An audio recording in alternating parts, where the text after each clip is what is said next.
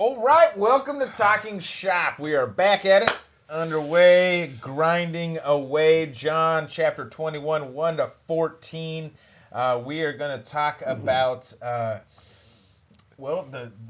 great gifts of God that keep on giving, that keep on coming to us, and I think that's kind of how we'll see how we might be able to preach this to our people, drawing them into the story. There's lots of great things in here. Most importantly, though, you're going to learn about the difference between relish and fish. Yeah. Okay, maybe it's not that big a deal, but it is kind of funny. It makes it for an exciting time as we get going. So let's get after it.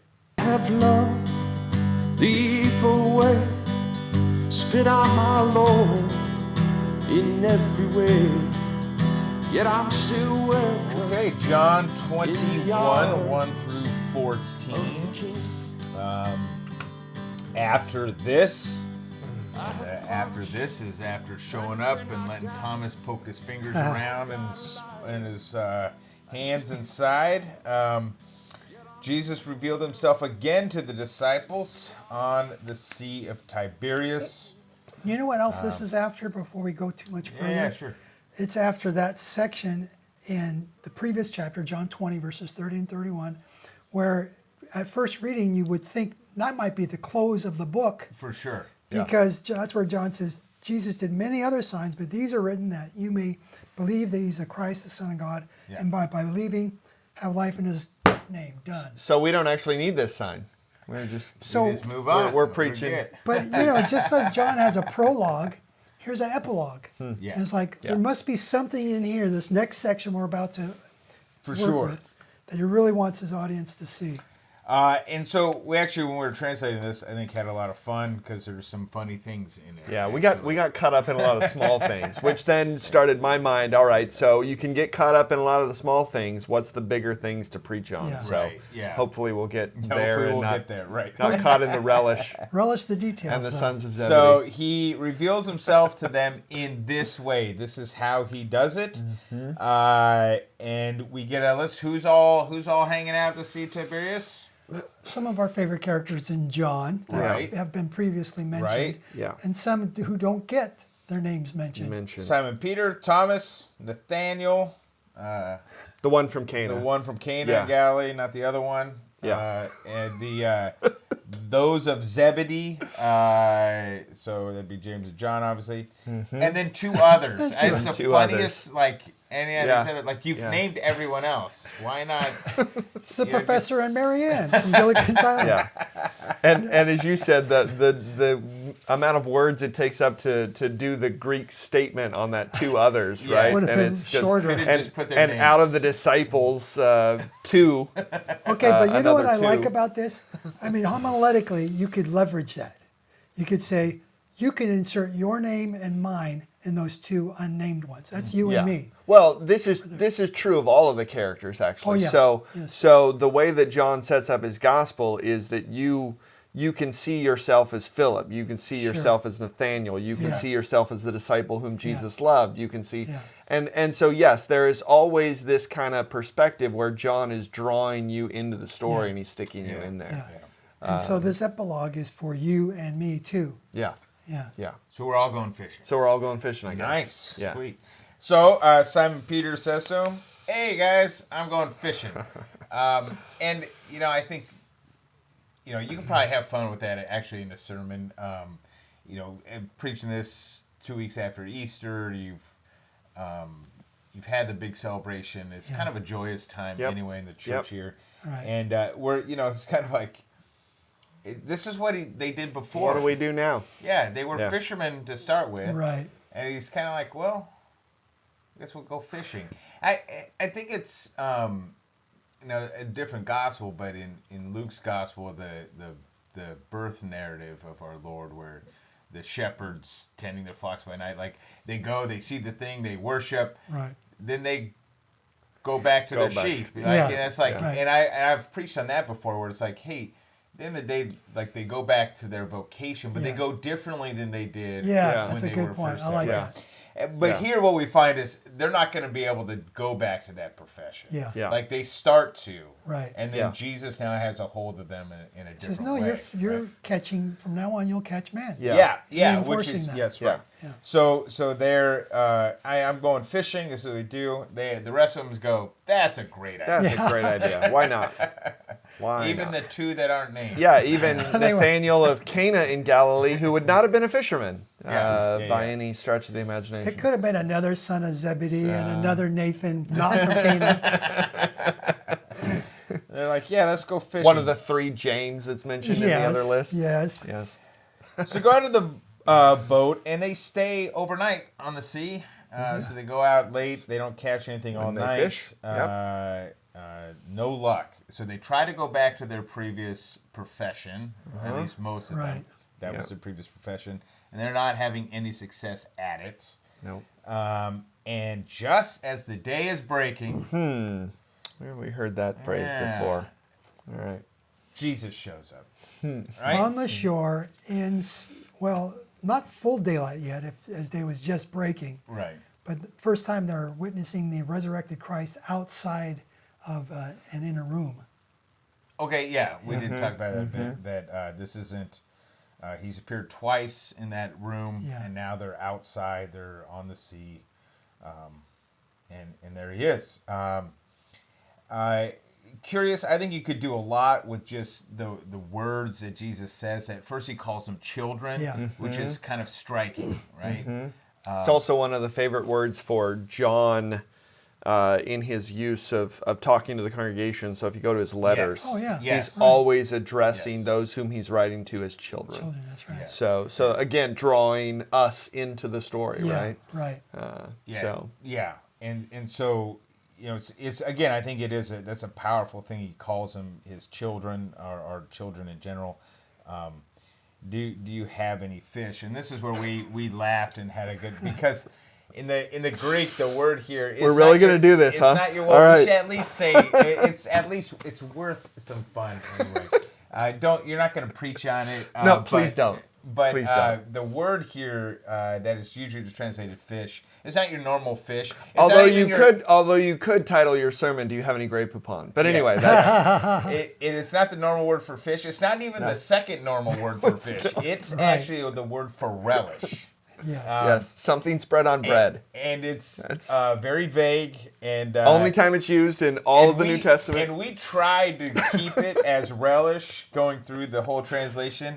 And you lose it, though, when he says, bring some of the relish you caught. And you're like, all right, fine. It has to be fish. I guess it's got to be something else, But he does tell us he caught ichthus.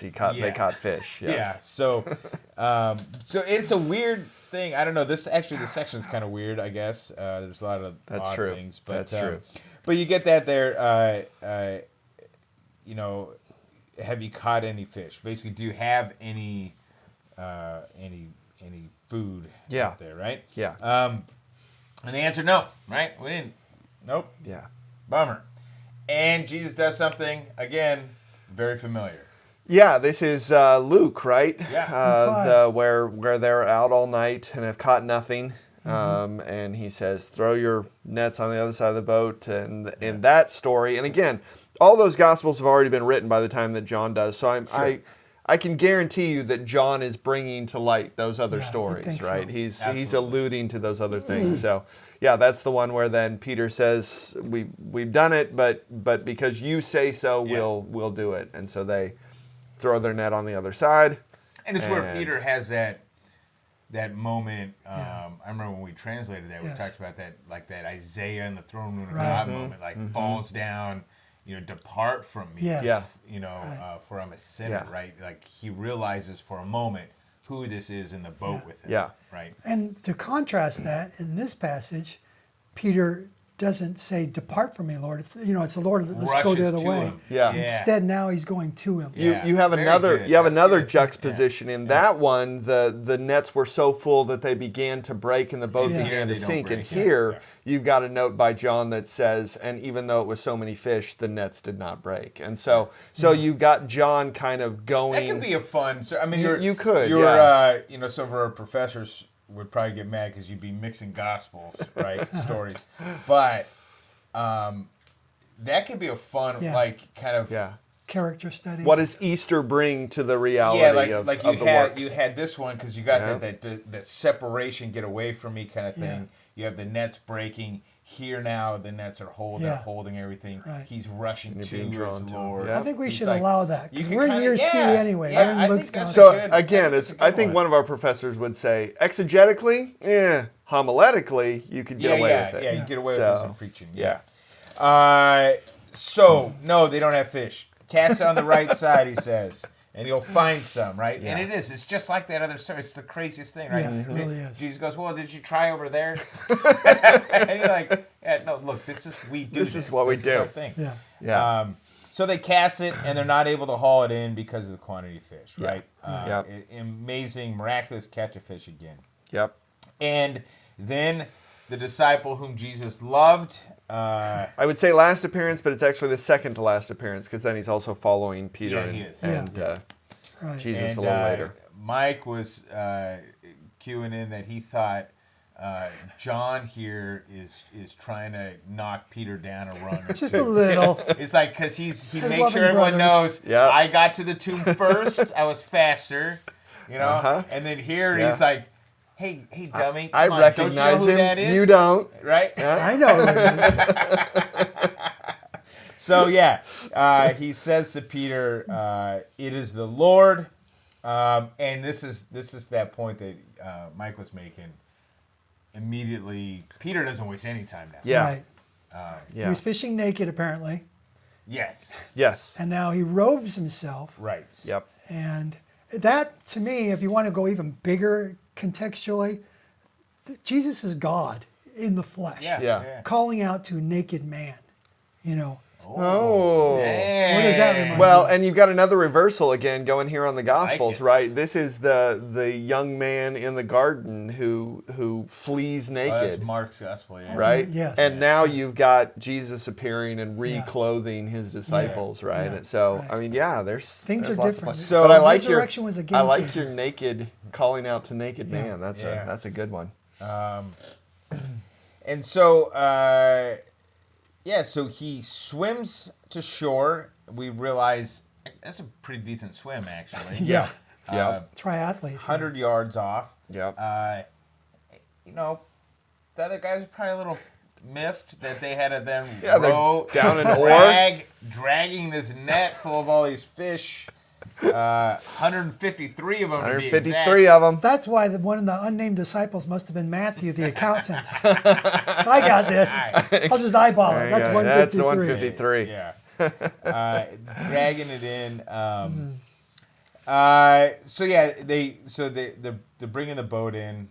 Peter rushes there. So that I don't know. The more I think about it, I think that's a great image to hang on. I think that rushing to the resurrected Lord of Peter because of all the stuff that's happened before, Yeah. and the Right. denial, Right. And this is already by a fire. Yeah, The last time Peter was by a fire warming himself interesting too, was man. when he Mike denied Christ 3 pulling times. him out, man. All right. So I'm going to stop here, Mike. What else you got in the rest of the text? Well, we're not going to do the restoration of Peter, but some churches might actually have that in there. Yeah. So this is kind of a prelude. It's setting the scene. Oh, for this scene, Yeah, very good. interesting. For the Yeah. feed my sheep. Yeah. Yeah, good. So, they get out on land. Sees the charcoal fire. So Jesus is making breakfast. Didn't need their fish. Didn't actually need their fish. He wanted their He's got- relish. he's He got really fish. wanted their relish. Telling you. So he's got fish and bread already there. So images of the feeding of the 5,000 clearly coming through, stuff like that. Yeah, and here's where the language, the word for fish, it's not fish, it's again stuff you put on bread. Right. But it's the same word that John uses in the feeding of the 5,000 for the fish. But it's not the relish word. It's not the relish word. That relish word is already gone. Weird that they've used all But these with the different bread, there you got the institution of the Lord's Supper, breaking the bread. Yeah. Actually, I think this. I know we talked about it when we were translating it, but I think this section here on the shore is very much John's way of doing the road to Emmaus. Yeah. I think it's that same sense. Same theme. Of because I like what you said too. Is he's got the fish. Yeah. He's got bread. Yeah. He goes, hey, bring what you got. Yeah. The point then isn't like bring me your food. The point is we're gonna eat together. Yeah. Like we're gonna have a meal. Yeah. Right. Yeah. And I prepared the table for you. Yeah, and here it is. Yeah. So I think that is the sense that when I read it, I think that's what's going on. I love that. Yeah. That's sacramental too. Yeah, exactly right. Yeah. Which Yeah. you're going to connect in preaching that, especially, if you're celebrating Lord's Supper that day. I mean, you basically like, and look, he still says, Yeah. Yeah. hey, bring some of what you got. Still taking the bread. Come sit down at Come the and table. have a meal with me. We're going to do this until I come back again. Yeah, that's right. Yeah. That's right. Yep. So Simon Peter went aboard. So Simon, man, this guy's fit for starters. Yeah. He's also a little ballsy though, right? He jumps out of the boat. He swims to shore. They haul the fish in. Jesus says, bring me the fish. So Peter's like, oh, I got this. I got the fish. I got this. There it is right there. I'll show him, John. Yeah. Put this in your record. That's right. Make sure you know I was the one. Oh. I got the fish off the boat. So hauls the net ashore full of big fish, large fish, 153 of them. We talked about this a little bit earlier. I don't know. You guys may have ideas. I doubt anything great, to be honest, because people have puzzled over this. If John's writing this, John obviously in the apocalypse, numbers mean things. Yeah. People break this down. People come up with some stuff. Nothing's great, though. But Matt, go ahead. You better share it. You I set him up for it. No, I'm not going to do that. But what I will say is even in John's gospel, numbers mean something. Yeah, for sure. And so maybe what we could say about the numbers, just like the jars at the wedding of Cana or any of that, is that if you come up with something that's got a biblical tangent to it, run with it. It might be. Yeah. Right? Because it doesn't have to be just one thing either. That's a good point. Like if you think about it that way, like the point there shouldn't ever be though that whatever that is can't dwarf the text itself. Yeah, right. Amen. It has to come in service to the text. Yeah. Yes. Yep. And like I was just thinking, if you're preaching it and you got some idea, you could go, maybe it's this. I did this. I know we were talking about it a few weeks ago, but when I preached on Easter, I did that with the linen cloths. Oh, right? nice. I'm like, why does Luke tell us that the linen cloths are laid aside? And I use that as a handle to talk about all the things Jesus buries in the tomb and leaves there, like your sin, your failure, like all that kind of stuff. So is that a thus says the Lord? This is right. No, not necessarily, but it is a good thing you can hold on to. And it'll it kinda, preach. So you, if you've got something good there, maybe you can do that. Yeah. Just like, the disciple whom Jesus loved, playing with that a little bit. Sure. So because it's ambiguous, you can run with it. As long as you don't make that the gospel. Yes, right. Right? You can run. As long as it's in service to the gospel, you can run with it. But that question comes up in the book of Acts, in chapter 9, on the road to Damascus, when Jesus post-ascension appears to Saul of Tarsus, and he says, "Who are you, Lord?" Yeah. He has the same question these guys Oh, have. that they were, no one was going to ask him, "Who are you?" That's good. Right. That's good. Right. Who are you? Like I'm saying. Mike is like a... He? So I remember the seminary, they new would meds. always talk about this is matrixing Texas, right? What'd you say? I'm on new meds. Yeah, new meds. That's good. Well, they're working, Mike. We can't wait to see what you got next week. That's right. Keep them up. Let's see what happens. I'm sorry, I interrupted you, Paul. You had a good thought. It was great. No, that's good. You're matrixing it. You're pulling it all together. That's a great thing. So they noticed the Lord, Jesus took bread, gave it to them. So this is that Lord's Supper imagery for sure. Yeah. And also that's just like the feeding narratives, right? Right. And also the fish. The fish.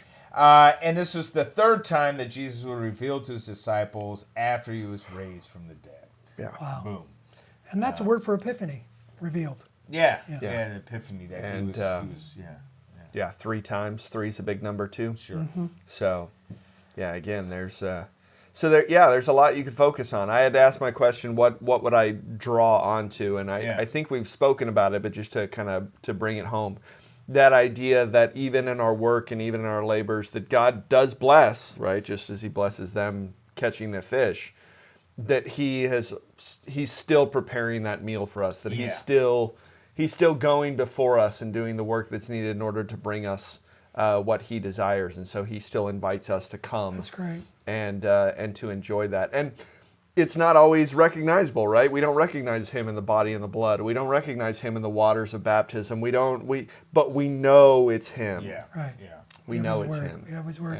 And speaking of word, if you're going even beyond the Lord's Supper here on this image that we get from the passage, every meal we invite the Lord. Come, Lord Jesus, be our guest. Sure. So every meal is an opportunity to acknowledge the Lord's presence. Yeah. But that special presence comes, of course, in the Lord's Supper. Yeah. The sacrament. Yeah. For sure. Good. All right. Man, turned out to be a lot of good stuff. Yeah. The whispers of, do you have any relish? Do you have any rain throughout? Good stuff. Like, subscribe, check out crafterpreaching.com. There'll definitely be an article there that'll deal with this text and how you might preach it as well, and the other text for Sunday. But I hope you've found some respite after Easter and now we're just back at it, back into the grind. Sunday's coming. That's right. God bless your preaching.